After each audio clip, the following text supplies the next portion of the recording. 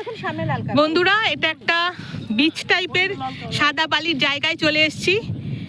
এই নৌকো থেকে নামলাম, দেখা হলো অ্যাডভেঞ্চারাস বাঙালির সাথে, সেটাও তোমাদের সাথে একটু শেয়ার করব।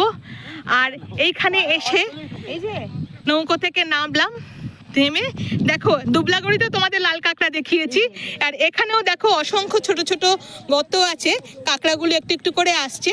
তবে দুবলাগড়ির মতো অতটা মাছ পাস করছে না, কিন্তু কাঁকড়া আছে আর হাওয়াটা খুব মিঠে, বক উড়ে যাচ্ছে দূরে, দেখতে পাচ্ছ তোমরা। আর এইবারে এই ট্রিপেতে এসে আমার একটু পরিচয় হলো বেহালায়, আমি বেহালায় থাকি তোমরা জানো, আর এনারা থাকেন, একটু পরিচয় করিনি দিদি তোমার সাথে, দাদা তোমার সাথেও তুমি করেই বলছি। তো এনারাও ছেলেকে নিয়ে এসছেন, তো যাদবপুরের বাসিন্দা। একটু নামগুলো বলে দাও। আমার নাম রীতা চক্রবর্তী। আমার নাম সুমিত চক্রবর্তী। খুব ভালো লাগলো এনাদের সাথে, তোমাদের সাথে দেখা করে খুব ভালো লাগলো। মানে ভীষণ খুশি আপনার সাথে এই ছোট ছোট ট্রিপ গুলোতে তোমাদের সাথে পরিচয় করে খুব ভালো লাগে, মানে নানা রকম মানুষের সাথে মিশতে পারি, কারণ জীবনটা খুব ছোট বলে আমি মনে করি। তো এই ছোট ছোট গ্রুপ গুলোতে, এই ছোট ছোট ট্রিপ গুলোতে এসে খুব ভালো লাগছে। ছেলেকে আমি দেখতে পাচ্ছি না, ছেলে একটু দূরে ঘুরছে। ওইদিকে চলে গেছে। আচ্ছা, এবার তোমাদের থেকে একটু এক্সপেরিয়েন্সটা শুনি, কেমন লাগছে তোমাদের এই জায়গায় এসে? এতটা আনন্দ পাবো ভাবতে পারিনি প্রথমে। তো এসে মানে মনটা জাস্ট ভরে গেল, মানে বলার ভাষা নেই, খুব ভালো লাগছে জায়গাটা। অ্যাকচুয়ালি আমার এটা সেকেন্ড টাইম, ফ্যামিলি নিয়ে ফার্স্ট টাইম। তো ভালো লেগেছে বলেই ভীষণ মানে নির্জনতার মতো আছে, আবার একটু মানুষজনও আছে। আবার এইখানে এসেও আমি সব থেকে বেশি আজকে খুব নিজেকে লাকি মনে করছি, একটা বাচ্চা ছেলেদের গ্রুপ, সেই গ্রুপটা হচ্ছে অ্যাডভেঞ্চারাস বাঙালি। ওরাও যখন এরকম করে টু হুইলারের উপরে কাশ্মীর টু কন্যাকুমারী এবং শ্রীলঙ্কা বাংলাদেশ সব ট্রিপগুলো করে, যেন মনে হয় আমি ওদের সাথেই যেন ঘুরে বেড়াচ্ছি। তা ওদের সাথে এখানে দেখা হয়েছে, প্লাস এই যে দূরে বক চলে যাচ্ছে, এই দুই ভদ্রলোক ভদ্রমহিলার পিছন থেকে আমি দেখতে পাচ্ছি বক উড়ে যাচ্ছে। এই যে কি সুন্দর লাগছে দেখতে। আগামী ভিডিওতে তোমাদের সাথে আবার দেখা করছি, ততক্ষণ পর্যন্ত দেখতে থাকো। লাল কাঁকড়া, আমি আর খাড়ি অঞ্চল, বক উড়ে যাচ্ছে, পায়ের তলা দিয়ে লাল কাঁকড়া সরে সরে যাচ্ছে অল্প অল্প করে, আর তার মাঝখান দিয়ে আমি হেঁটে চলেছি। একটা আলাদা আনন্দ, আলাদা অনুভূতি। আমি ছোট ছোট ট্রিপ করে ভীষণ আনন্দ পাই, আর সেই আনন্দগুলো তোমাদের সাথে শেয়ার করি। তো দেখো, লঞ্চে করে এলাম, লঞ্চ এখানে 1.5 ঘন্টা মতো টাইম দেবে একটু বিচটাকে এক্সপ্লোর করার জন্য। খুব নির্জনতা আছে, যারা নির্জনতা ভালোবাসো তারা তো ডুবলাগড়ি অবশ্যই গেছো বা যাবে, কিন্তু নির্জনতার সাথেও একটু মানুষজনকে দেখা যাবে এই লালগঞ্জে এলে। এখনও জায়গাটা খুব একটা সাংঘাতিক লোকবসতিপূর্ণ হয়ে ওঠেনি, তবে ভীষণ ভালো লাগছে। পায়ে পায়ে চলছে লাল কাঁকড়া, তবে ডুবলাগড়ির মতো না, একটু কম সম। তবে এই খাড়ি অঞ্চলটা খুব ম্যানগ্রোভ দিয়ে আসছি আমি, ম্যানগ্রোভটাও তোমাদের দেখিয়েছি।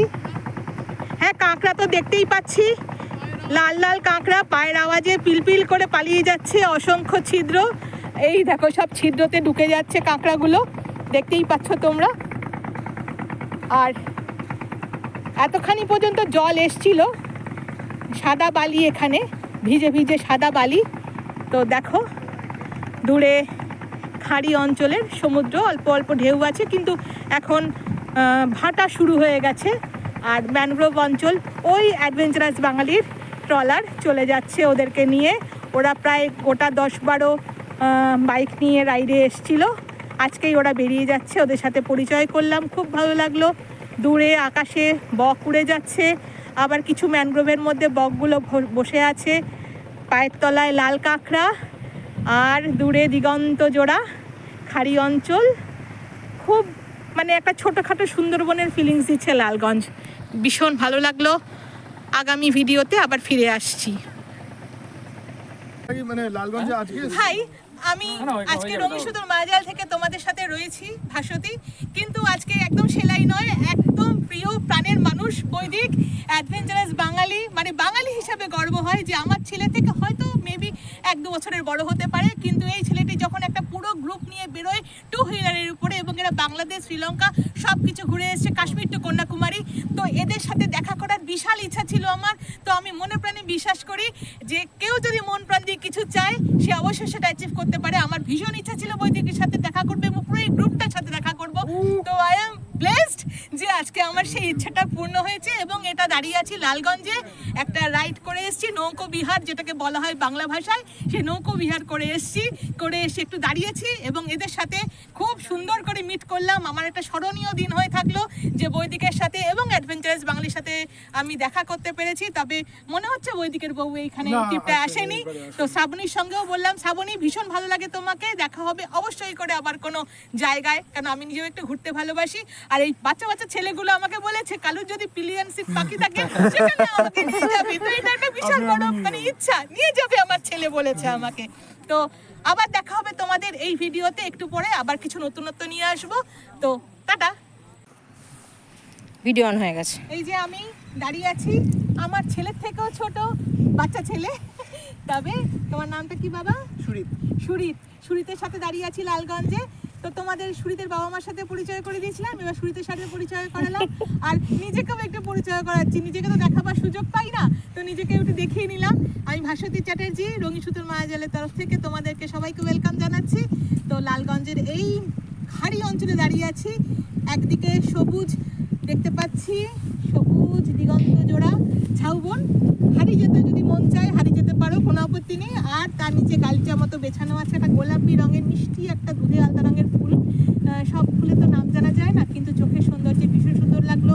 কিছু মানে লঞ্চ ট্রেলার টাইপের যারা নৌকো চালায় বা যারা মাছ ধরে সেসবগুলো দেখতে পাচ্ছি।